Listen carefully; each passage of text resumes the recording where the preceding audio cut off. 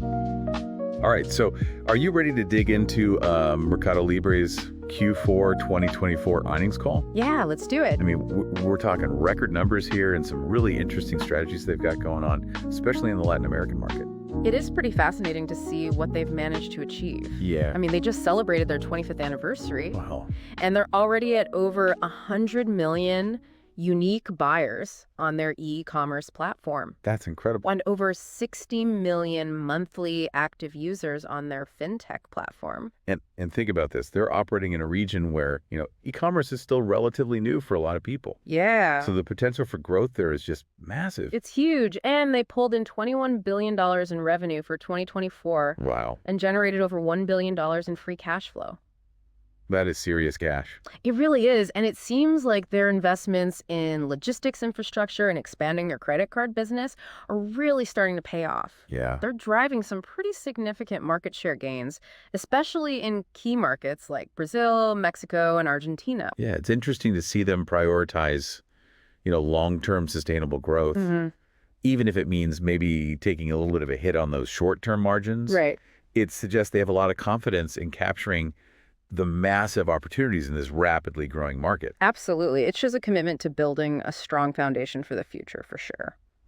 So let's talk about logistics. Okay.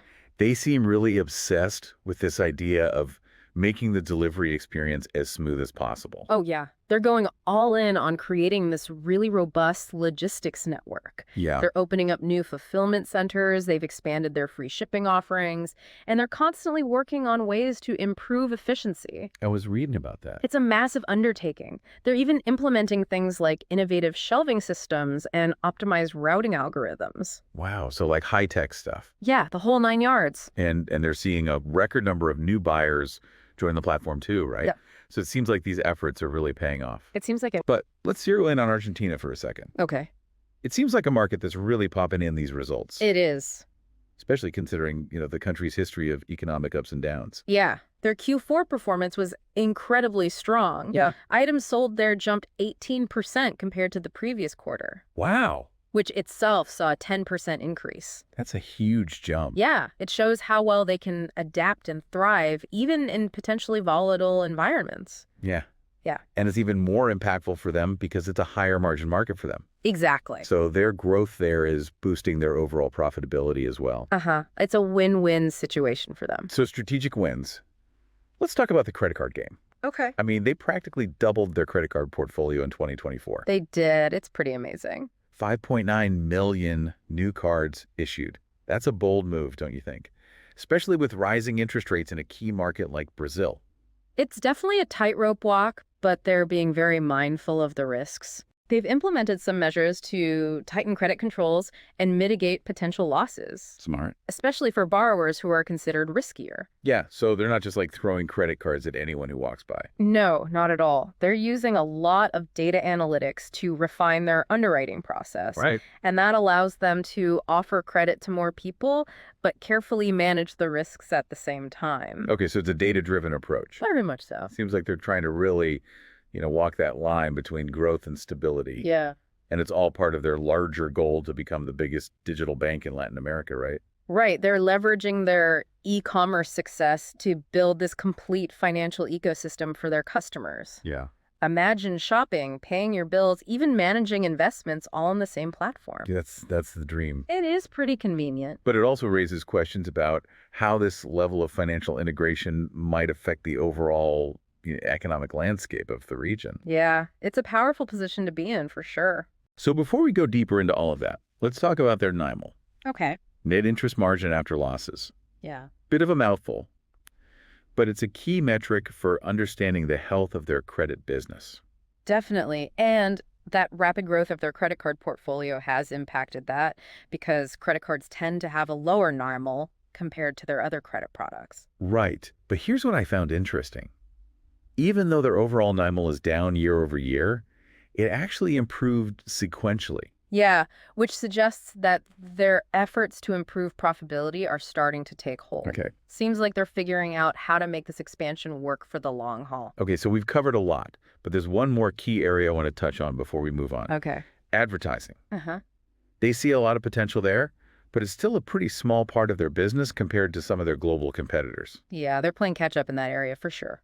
But it sounds like they're focused on building stronger relationships with brands and agencies, They are. expanding their advertising offerings. Ye- And they're even considering tapping into inventory beyond the MercadoLibre platform itself. You can sense the more eyeballs they can get, the more attractive they become to those advertisers. Classic network effect. Exactly. And they have a ton of data about their customers' preferences and shopping habits. Yeah. That's really valuable for creating highly targeted and effective advertising campaigns. Yeah, I mean, they're in a great position to really build out this side of the business. It seems like it. So from what we've seen so far, I mean, MercadoLibre is firing on all cylinders. Yeah. They're really dominating in e-commerce, Yeah. making big waves in fintech, Yeah.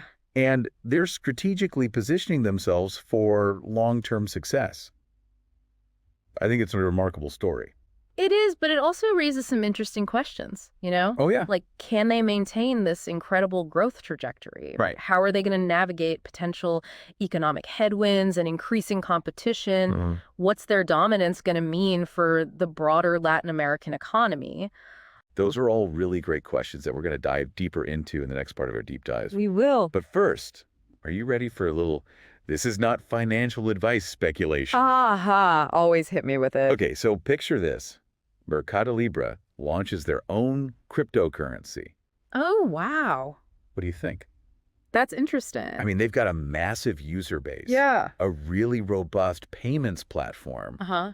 Deep ties to the Latin American market. Yeah, it's not outside the realm of possibility. Right. Imagine if they created a stable coin pegged to a currency like the Argentine peso. Right. It could offer people a hedge against inflation Yeah. and an accessible way to get into the crypto economy. Exactly. It would be a bold move. It would be, but it does kind of align with their history of innovation It does. and really pushing boundaries in the fintech space. It would be a game changer for sure. But again, this is purely hypothetical. Oh, yeah.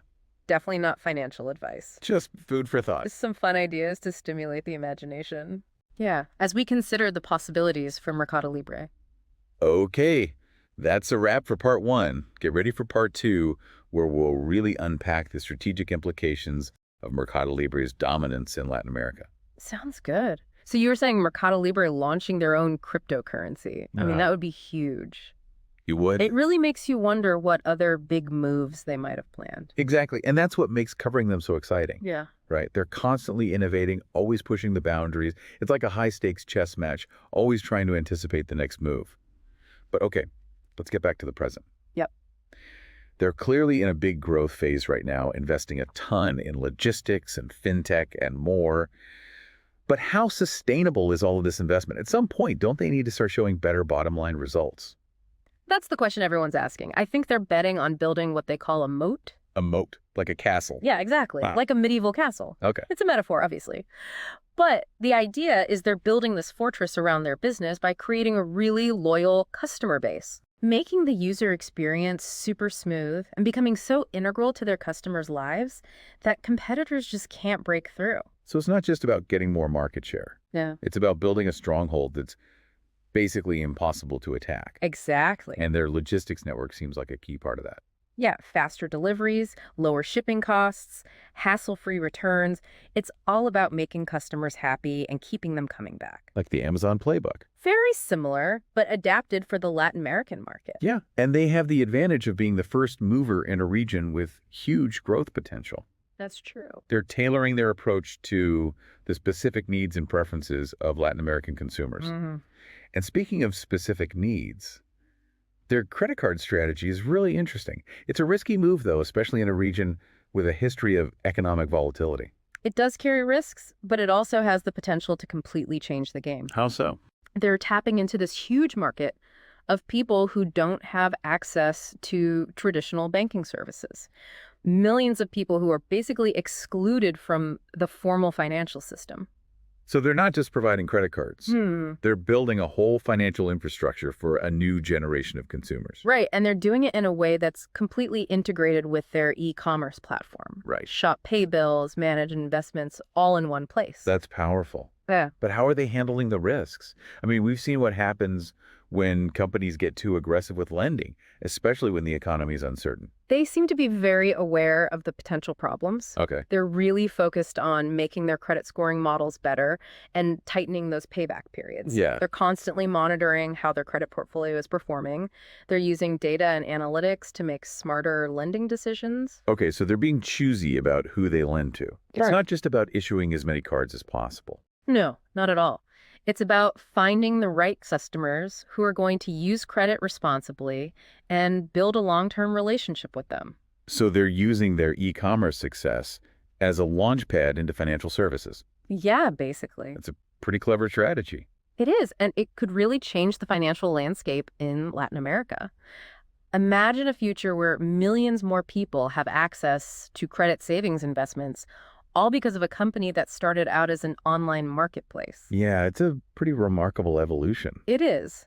But we can't forget about competition. Right. Are there any threats out there that could slow MercadoLibre down? Well, business is always challenging, but MercadoLibre does have some big advantages. Like what? They have a strong brand, a really loyal customer base, and they never stop innovating. They're always improving what they offer. They're not just resting on their laurels. Exactly. They're investing a lot in research and development, exploring new technologies, looking for ways to expand into new markets. So they're playing offense and defense. Yeah, it's like they're always one step ahead. But what about the bigger picture? What does MercadoLibre's success mean for the Latin American economy overall? Yeah, that's a great question. And it's what we'll explore more in the next part of our deep dive. We'll look at how MercadoLibre's growth is rippling through the economy, the potential downsides of their dominance, and what the future might hold for them. So we've talked about, MercadoLibre's amazing performance, their ambitious strategies, but I kind of want to zoom out a bit Okay. and think about the bigger picture. Like, what does their rise really mean for the Latin American economy as a whole? Yeah, it's a really interesting question. And I think their impact goes way beyond just their own bottom line. Right. They're playing a big role in bringing more people into the digital economy, Yeah. expanding access to financial services and just encouraging entrepreneurship across the region. It's like they're building this bridge Yeah. to a more inclusive and prosperous future for Latin America. I like that analogy a lot. It's not just about technology, though. It's about changing people's mindsets and creating opportunities for people who maybe haven't always had access to the formal economy. So how specifically is MercadoLibre actually contributing to economic growth in the region? Well, I mean, first of all, they're creating jobs. Their expansion has led to a big demand for skilled workers. I mean, everything from software engineers to logistics professionals. And it's not just direct employment either. Right. There's this ripple effect through the whole economy. You're talking about all the businesses that support MercadoLibre. Exactly. The small businesses that sell on their platform, the delivery drivers, the suppliers, all of that. Exactly. A whole ecosystem is growing because of them. And then you've got the financial inclusion aspect too. Yeah. By providing credit and other financial services, they're giving individuals and small businesses a chance to invest in their future. Yeah, it's pretty amazing to think about what that could mean for people. Yeah. Like a small business owner who can finally get a loan to expand, or a family that can finally afford to send their kids to college. Those are the real stories that are happening because of MercadoLibre. They're making things more fair and opening doors for millions of people. It's a pretty inspiring story, but we should also talk about the potential downsides to their growing dominance, right? Of course, there are always two sides to every story. Some people worry that MercadoLibre's power could end up stifling competition, make it harder for smaller businesses to stay afloat. It's the whole too big to fail argument. Exactly, and it's a valid concern for sure. Regulators are definitely paying attention to what they're doing. Yeah. They need to find that balance between encouraging innovation and protecting competition. It's a tough balance to strike. Yeah, it is. Yeah. And then there are the concerns about data privacy and security, too. Right. They have so much information about their customers. They do, and it's a big responsibility to protect all of that data and use it ethically. That's a challenge for all tech companies these days. Okay, so let's look ahead now. What do you think the future holds for MercadoLibre? Are there any big changes coming that could shake things up? It's hard to say for sure, but one thing we know is that MercadoLibre is not a company that stays put. Right. They're always looking at new technologies, new ways of doing business, always trying to stay ahead of the game. They're like a shark. They have to keep moving. That's a good one. Uh, And they're in a sea full of potential disruptors, too. I mean, think about artificial intelligence, the growth of social commerce cryptocurrencies. All of these trends could completely change e-commerce and fintech. It's a fast-paced world, but MercadoLibre has shown that they're really adaptable and innovative. I wouldn't underestimate them. Yeah, they have a really talented team, a strong culture of innovation, and a deep understanding of the Latin American market. They're in a good spot to handle whatever comes next. So what's the bottom line here? What should people listening to this take away from our deep dive into MercadoLibre? I think the main point is that MercadoLibre is more than just a successful company. They're leading a digital revolution in Latin America. Yeah. They're pushing for economic growth, financial inclusion, and social progress. Definitely a company to keep an eye on. For sure. All right, well, that wraps up our deep dive into MercadoLibre's Q4 2024 earnings call. Thanks for joining us on this fascinating journey. It was my pleasure. And remember, this is just one chapter in their story. Yeah, Who knows what exciting developments are waiting for us in the next chapter? and we'll be here to break it all down when it happens. Till then, keep exploring, keep learning, and keep diving deep.